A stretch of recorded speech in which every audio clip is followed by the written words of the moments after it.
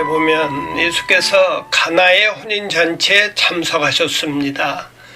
가나라는 마을에서 예수님은 첫 번째 기적을 행하셨습니다. 예수님의 어머니도 함께 초대를 받아 혼인잔치에 갔습니다. 가나의 혼인잔치집에 기쁨이 넘쳐납니다. 그런데 이 잘나가던 혼인잔치에 포도주가 떨어졌습니다. 이스라엘 나라의 혼인잔치에서 가장 중요한 음식은 포도주였습니다. 그들은 유목민이었기 때문에 잔치를 할 때면 양을 잡고 또 양고기를 먹을 때는 항상 포도주를 곁들여 먹었답니다. 그래서 포도주는 잔치집에 빠져서는 안 될 중요한 음식이었습니다. 그런데 지금 가나의 혼인 잔치집에 포도주가 떨어졌습니다.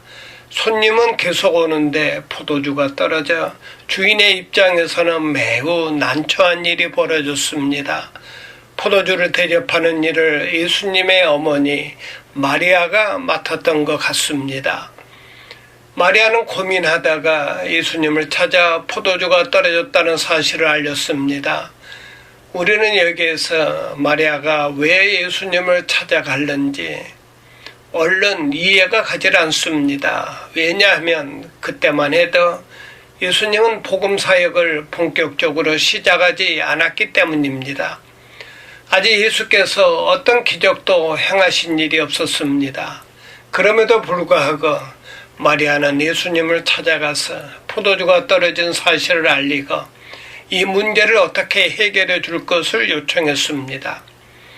마리아의 말을 들으신 예수님은 참으로 이해하기 어려운 대답을 하셨습니다. 요한복음 2장 4절입니다. 다 같이 읽겠습니다. 예수께서 이르시되 여자여 나와 무슨 상관이 있나이까 내 때가 아직 이르지 아니하였나이다. 예수님은 어머니를 보고 여자여 하고 불렀습니다. 이 말은 우리 한국 사람들이 그대로 받아들이기에는 상당히 어색한 표현입니다. 어떻게 예수님 같으신 분이 어머니를 여자여 하고 불렀을까요? 헬라어 원문에 나타난 여자여라는 의미는 왕이 왕후를 부를 때 쓰는 존칭어로 여자에 대한 최고의 높임말이라고 합니다. 또한 나와 무슨 상관이 있나이까 하는 구절도 번역에서 오는 어색함이 있습니다. 공동 번역에 보면 어머니 그것이 저에게 무슨 상관이 있다고 그러십니까? 라고 조금 더 이해가 쉽게 번역되어 있습니다. 우리가 보기에는 예수님은 분명히 마리아의 청을 거절하셨습니다. 그럼에도 불구하고 마리아는 하인들에게 예수님이 시키는 대로 하라고 했습니다. 5절입니다. 다 같이 읽겠습니다. 그의 어머니가 하인들에게 이르되 너희에게 무슨 말씀을 하시든지 그대로 하라 하니라. 예수께서 어떤 말씀을 하시든지 일단 순종하면 거기에서 문제 해결이 있고 기적이 일어납니다. 여러분, 기적이란 하나님으로부터 오는 특별한 은혜로서 사람들에게 주어지는 하나님의 선물입니다. 그러나 이 기적의 선물을 받는 그릇은 나에게 달려 있습니다. 이 그릇에는 두 가지가 있는데 믿음과 순종입니다. 믿음과 순종이 있어야 하나님께서 주시는 은혜의 선물을 받을 수 있습니다.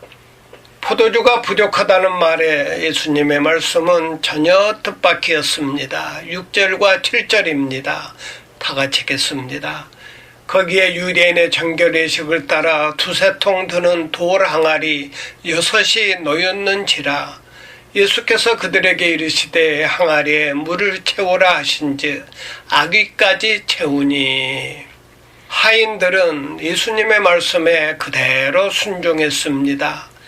항아리에 물이 가득 채워지자 주님께서는 이제 떠서 잔치를 책임지고 있는 연회장에게 갖다 주라고 말씀하십니다. 하인들은 뭐가 뭔지도 모른 채 예수님의 말씀 그대로 순종했습니다. 그러자 기적이 일어났습니다. 물이 포도주로 변했습니다. 그러면 언제 물이 포도주로 변했을까요? 하인들이 항아리에서 물을 떠가지고 연회장에게 가는 사이에 물이 포도주로 변했을 것이라고 믿어집니다. 9절에 보면 물을 떠온 하인들은 알더라. 하인들이 물을 채우라는 말씀에 순종하기란 어려운 일이 아닙니다. 그러나 항아리에서 물을 떠서 갖다 주라는 예수님의 말씀을 그대로 순종하기란 어려운 일입니다. 그리고 그렇게 되면 물 먹으라는 말이 아닙니까? 그런데 이 어려운 일을 순종할 때 기적이 일어났습니다. 기적은 100% 순종할 때 일어납니다. 어떤 신자는 하나님의 말씀을 믿으면서도 순종은 내가 할 수 있는 것만 합니다. 그러니까 삶에 하나님의 역사가 일어나지 않습니다. 그러나 하나님의 모든 말씀이 나를 위해 하신 말씀인 줄 믿고 100% 순종하면 우리의 삶에도 기적이 일어납니다. 구약의 나아만 장군도 하나님의 선지자의 말에 순종해서 자신의 몸을 요단강 물에 6번 담글 때까지는 아무런 기적이 일어나지 않았습니다. 그러나 100% 순종해서 7번 담그자 문둥병에서 고침받는 기적이 일어났습니다. 100% 순종하는 자에게 하나님께서 역사하십니다. 모든 사람들이 물을 가져다 마셨을 때 주님의 은혜로 주님의 도우심으로 물이 포도주가 되어 이 잔치가 살아나고 분위기가 살아나고 기쁨이 살아나고 절망과 불행의 잔치가 다시 행복과 기쁨의 잔치로 바뀌어집니다.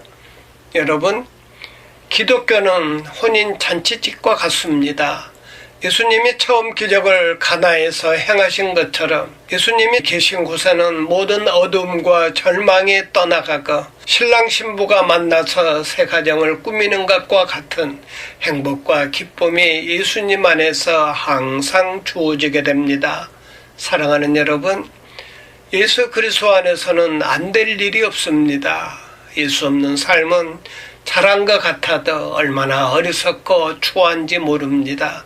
예수 없는 이 세상, 육이라고 하는 것은 믿을 수가 없습니다.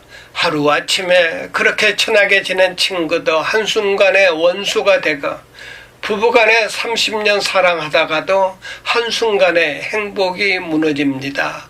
세상에 믿을 것이 하나도 없어요. 그러나 하나님의 나라는 그렇지 않습니다. 예수 그리스도는 오늘이나 내일이나 영원토록 동일하신 분이기 때문에 무너지지 않습니다.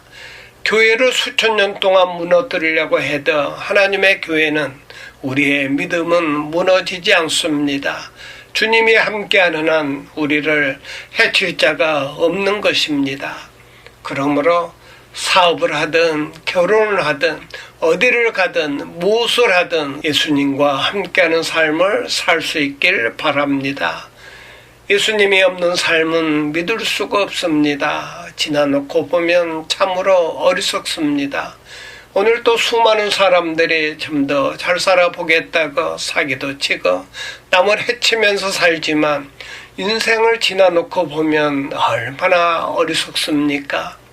술집에서 밤새도록 술 마시는 거 잘난 것 같고 대단한 것 같지만 나중에 건강 다 망가지고 나면 후회합니다. 가정에서 부부간에 서로 잘났다고 싸움들 하지만 지나놓고 보면 얼마나 어리석습니까? 하나님을 떠나 큰 소리 치는 것은 어리석은 일입니다. 잘난 체 하면 안 됩니다. 힘을 빼십시오. 힘을 빼야 기쁨이 옵니다. 어깨에 힘주면 잔치집 분위기는 사라집니다. 예수 없는 삶은 자꾸 힘주는 삶이고 교회 와서 기도하고 은혜 받으면 기쁨이 충만해집니다. 다가오는 새해에는 여러분의 삶이 주님과 함께하는 천국 잔치집의 기쁨과 축복을 누리는 복된 성도가 되시길 바랍니다. 아멘. 손뼉치며 찬양하겠습니다. 주에서 자유롭게 함을